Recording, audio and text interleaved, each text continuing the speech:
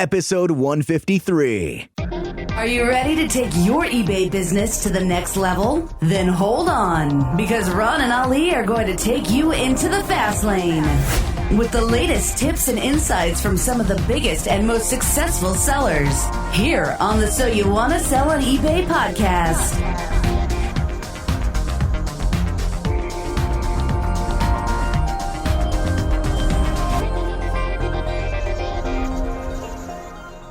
Welcome once again to another episode of So You Want to Sell on eBay. I'm Ron LeBeau. And I'm Ali Young.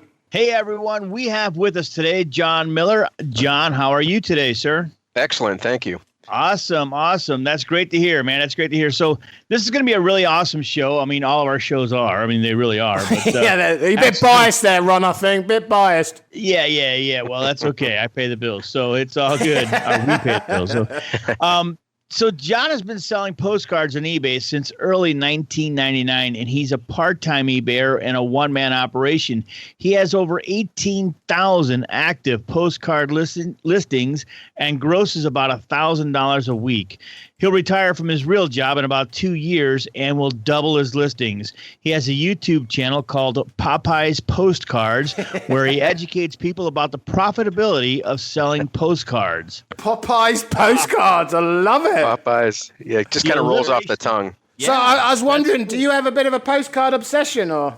It could be called a hoarding obsession, yes. Yes.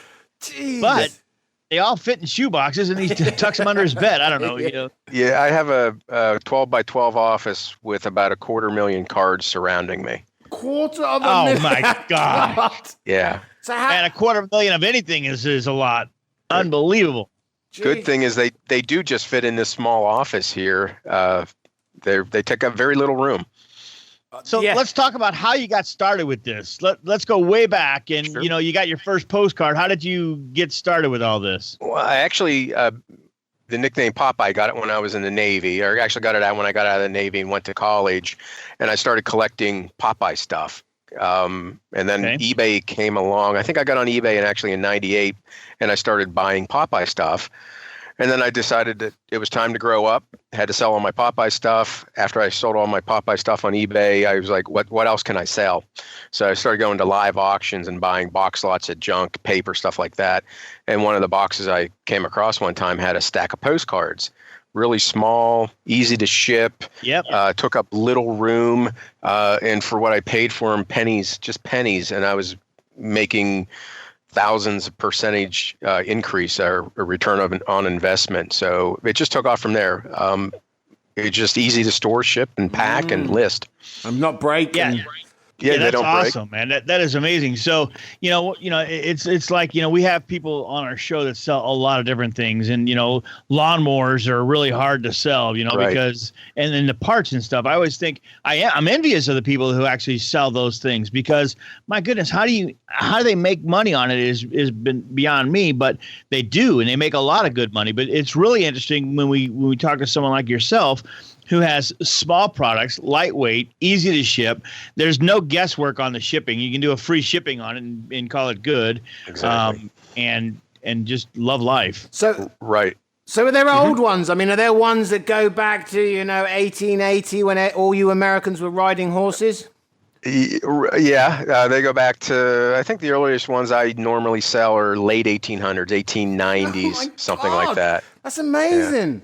Yeah, but sometimes those aren't the most valuable. Sometimes the cards from the 50s and 60s can fetch several $100s.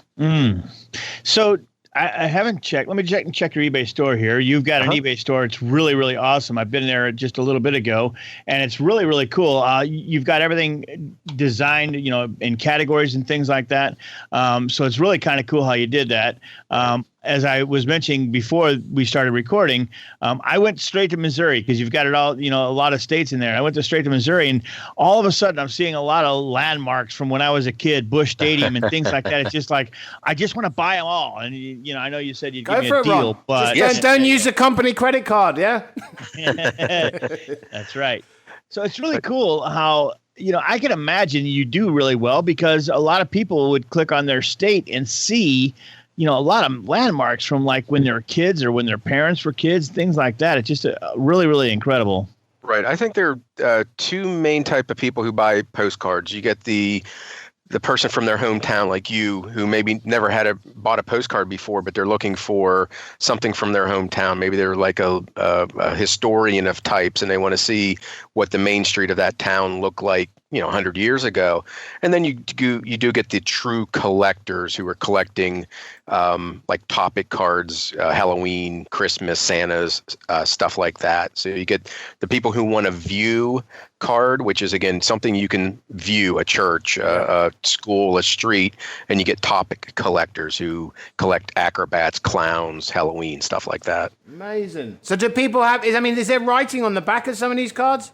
A lot of them, yes, and that sometimes the back of the card will actually help sell the front of the card. There's secret secret messages, there's codes. Sometimes my God.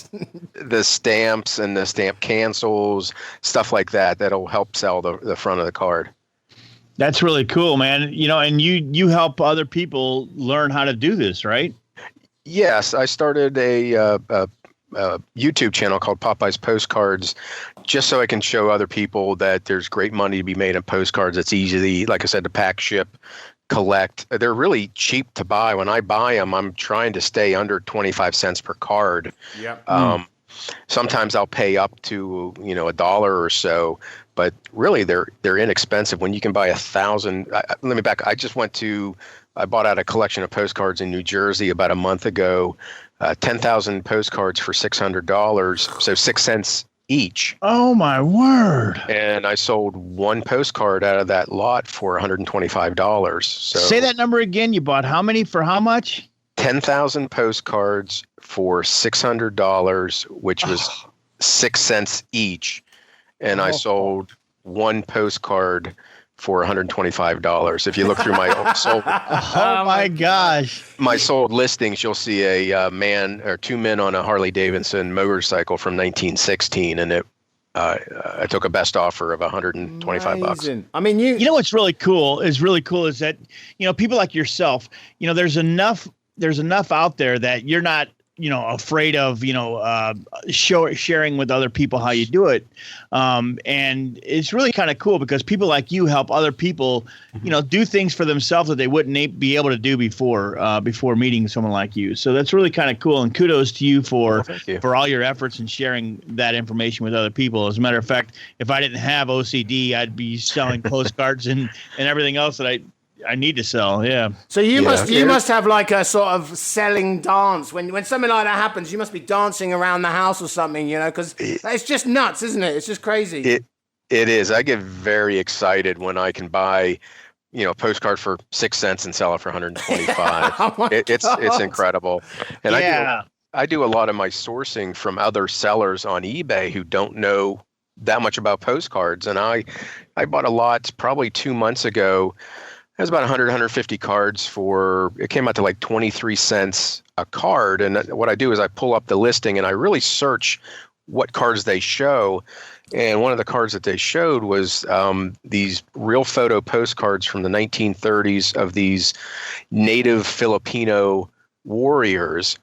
And I looked those up while the auction was still going on. And I found out these cards sell for $30, $40. So I got the lot for $23 or something like that. I ended up selling 9 Filipino native warrior postcards that cost me a total of $2. One buyer bought 9 of them for a total of $575. Wow. And it was just because a seller who was selling these didn't take the time to research these cards on their own. Anybody can do this. Anybody can look at their postcards and look them up on eBay Solds or Worth Point or something like that and see what these postcards are selling for. So I just took advantage of that and came out several $100s ahead. Just took advantage of it. Yes. Yes. So I would imagine you probably have repeat customers, right? I mean, I love this stuff. This looks great. Yeah, I do have a lot of people that come back to my store and buy postcards. I think I have 670 some people watching my store. So people do come back and just keep on buying postcards. So, because I have 250,000 cards, I'm always trying to put new cards on. Usually I try to use up my Anchor Store 1,000 free auctions every month. Sometimes I make it, sometimes I don't, but I try very hard to use up those listings. Yeah, because in the bio, we said you have over 18,000 active postcard listings, but you said you have 250,000 postcards? Yes. Now, not all of those are good. Out of those 250,000, I have sorted behind me. I probably have 4 or 5. No, I have more than that. I have about 6,000 or 7,000 waiting to go on eBay. I just need to scan them with my scanner and upload them and do the listings. So I'm set for years and years and years of doing this. So you don't have to go out haggling anymore. You don't have to go out to, shopping and buying. Your job now is just listing, is it? Doing the boring stuff. Well, as all sellers, the best and funnest part is going out and buying. And for the last couple of weekends, I've gone to antique malls and sourced postcards. I've gone to a huge antique show down near DC called the DC Big Flea. And actually this weekend, this Saturday, I'm going over to the Eastern Shore in Maryland.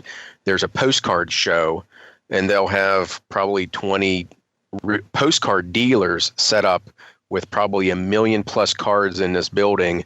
And I'm going to spend all day Saturday sourcing postcards from other postcard sellers. Right. And the thing with these shows, they're all older people, and I'm almost 50, and I'm usually one of the youngest people at these shows. Yeah.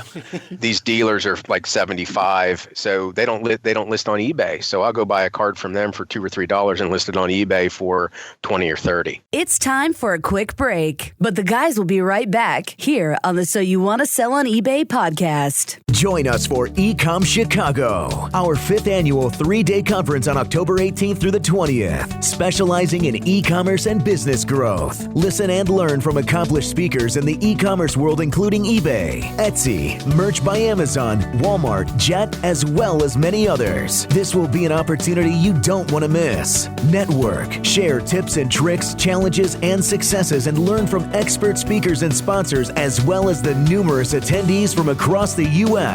Be sure to check out the special pre-show vendor day on October 18th live, where vendors will be focused on demos on products and services. Find all the info at ecomchicago.com. Use coupon code PODCAST to receive $20 off your registration. Visit ecomchicago.com. Sponsorship opportunities available.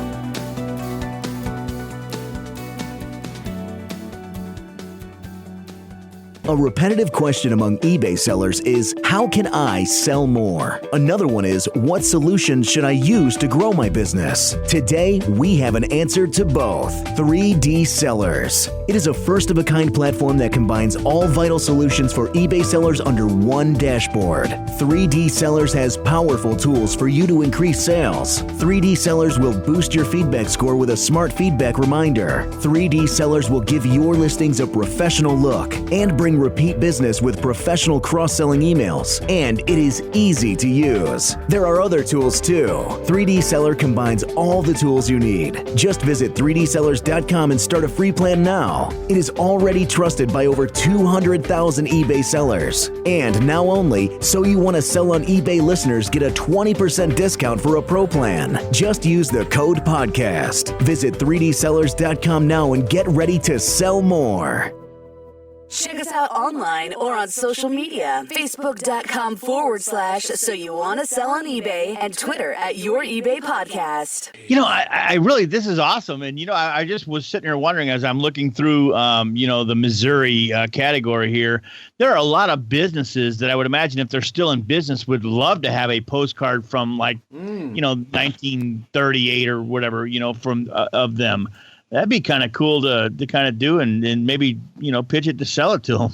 Yeah, I actually sold one of the cards I packed up tonight is going to an insurance company. And just for S's and G's, I looked up where this insurance company is, and it's in that old building. This is an old hotel that they bought, and their insurance company is now in that hotel in the basement or in the ground floor. That's cool. That's cool. I can see, Ali, I have a new obsession. Another one? Another is that number 50? Yeah, so we've had 152 interviews now. You're 152, and I've got 152 new obsessions, I guess. We had someone contact us, Jessica, and she asked a question similar to what you have. So you have a product that's like, let's say $6 here. You also include the free shipping. You also have the eBay fees and the store attached to that. So how do you work all that out? She doesn't know because her product's like yours. It's a lower end, like a price-wise. How do you incorporate all of those fees to make sure that you're actually making a profit? I mean, you're making a profit because you're buying it for like 1 cent, but...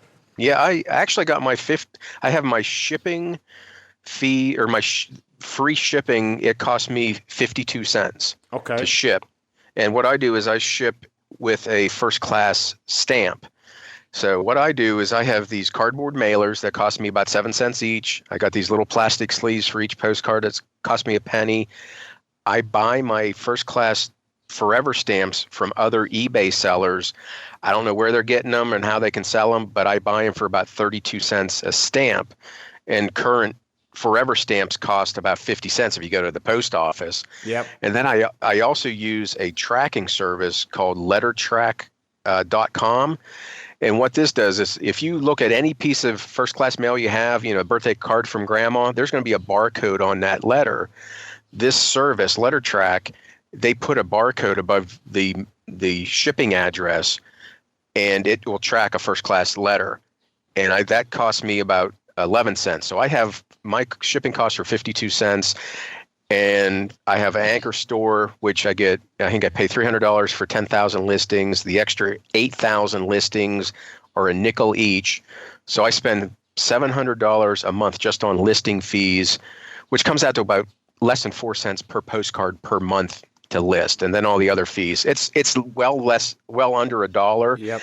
And I just kind of build that in to the cost. If I sell a postcard for $5.99, I only bought that postcard for maybe a quarter or less, and wow. or 6 cents. So my total costs are under $1, and my return on investment on a $5.99 postcard is usually about $4. And then I sell 6,000+ a year. Jeez. And my average selling cost is about $10 a card. With 18,000 listings and a one-man operation, I've really had to make this a science. I have everything down to a science.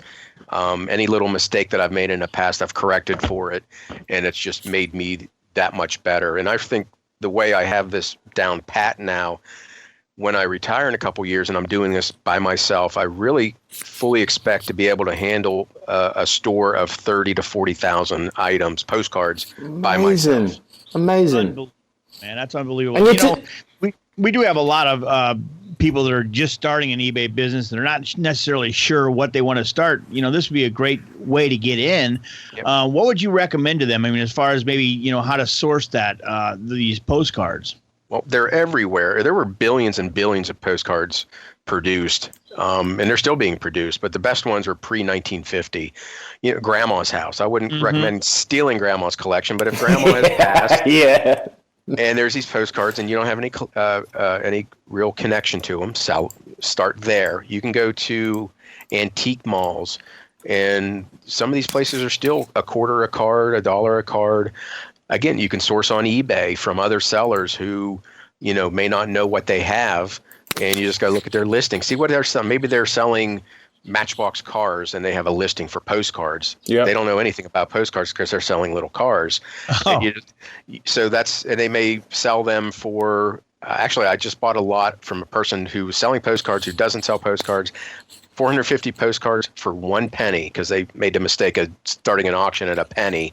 What? And God, you're like a hustler. You're like a postcard hustler. Oh my goodness. You're out there stalking people. Oh, I've got that one, 450 postcards. Yep. So, yeah, you can source on eBay. You can go to a postcard show. A lot of these sellers have quarter and dollar boxes. And again, they're older sellers that they may not know what this card is going to sell for on eBay. I once sourced a card from a postcard seller at a postcard show for $1, and I sold it for $125.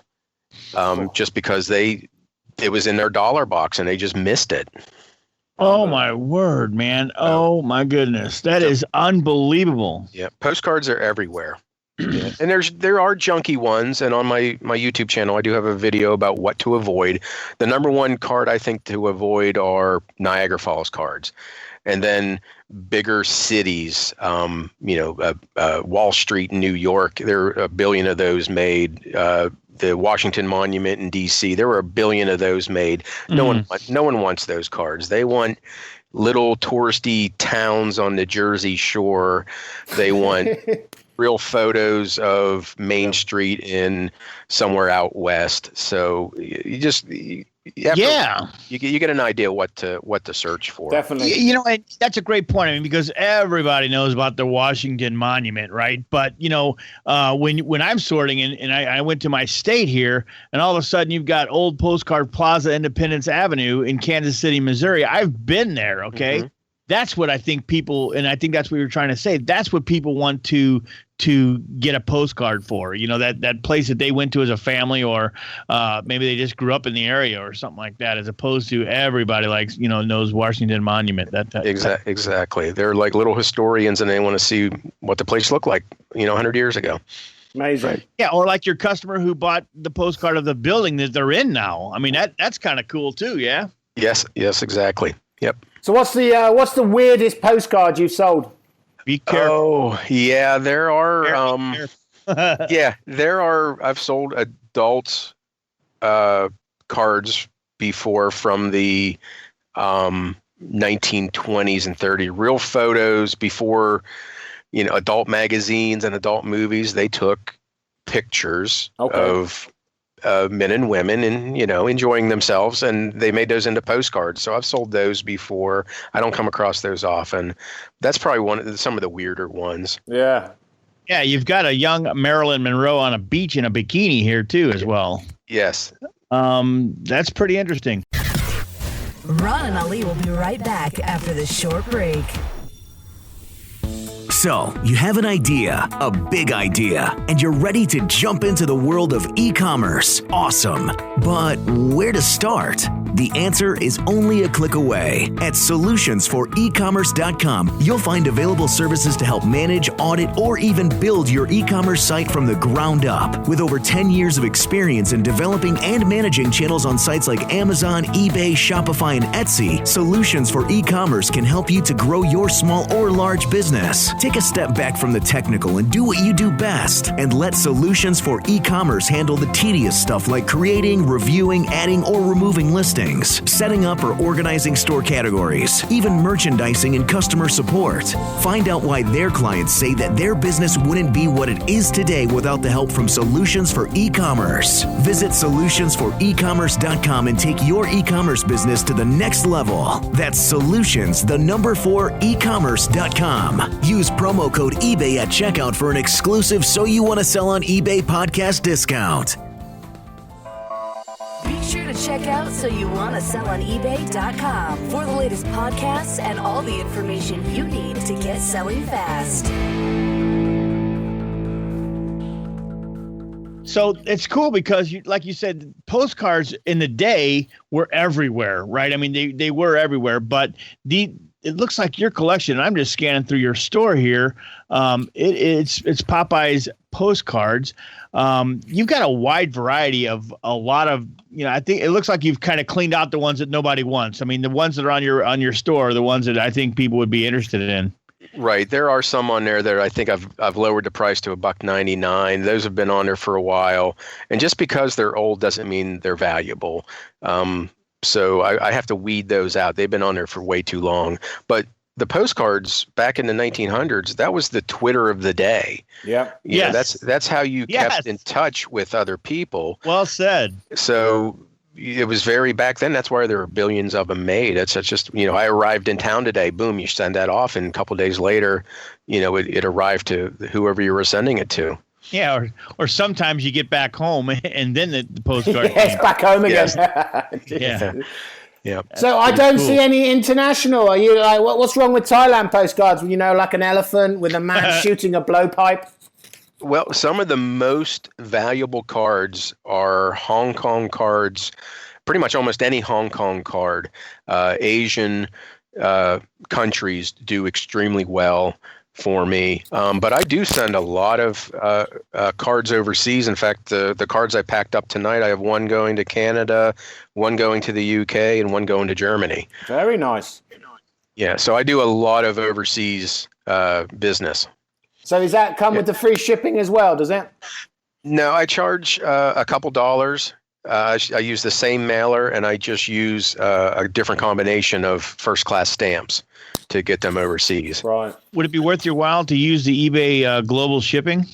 No, because people are buying these are $6 and $7 postcards, and going through eBay global shipping, they're going to double their money. It's going to double the cost just for the ship. Actually, triple the cost because it's going to cost them $14 for a first-class mailer going overseas. Yeah. Okay. So I lose some postcards every once in a while, but with that letter track in the United States, it works very well to let people know that their postcard's coming to them.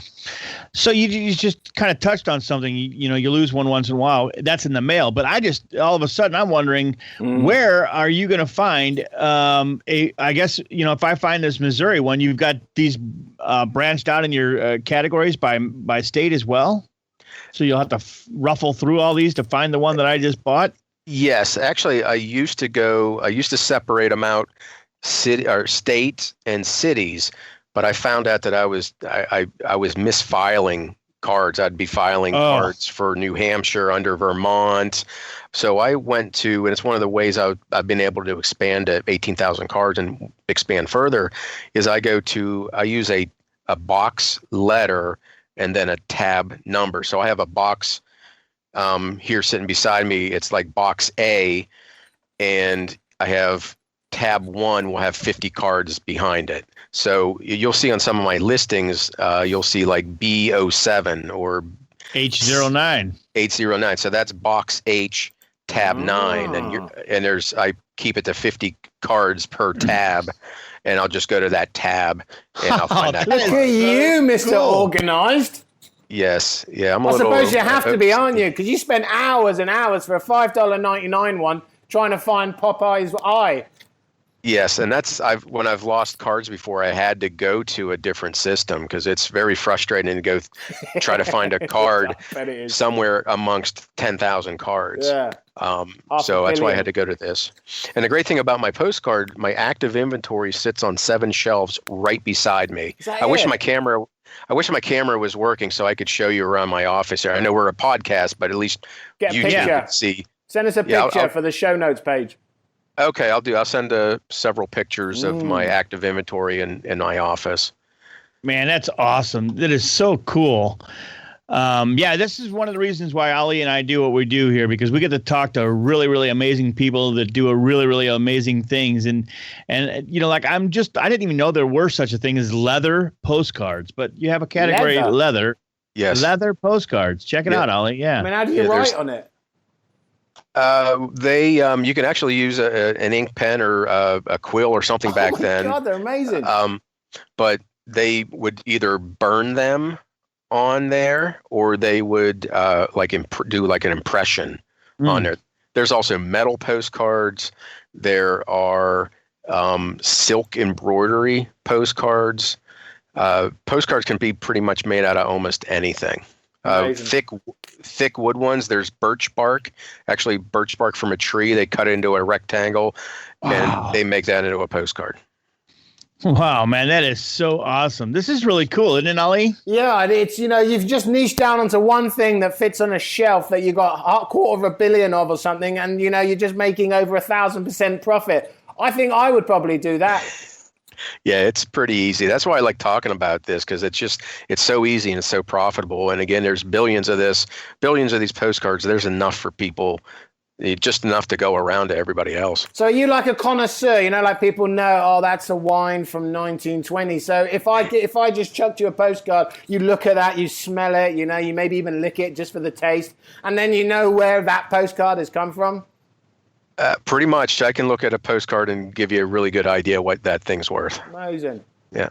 Holy cow, that is really cool. So the question... Yeah, I mean, go ahead, Ali. No, Ron, I don't want to cut you off. I keep doing that. I don't want you getting a resentment again. What? No. Ask Ron. No, your question.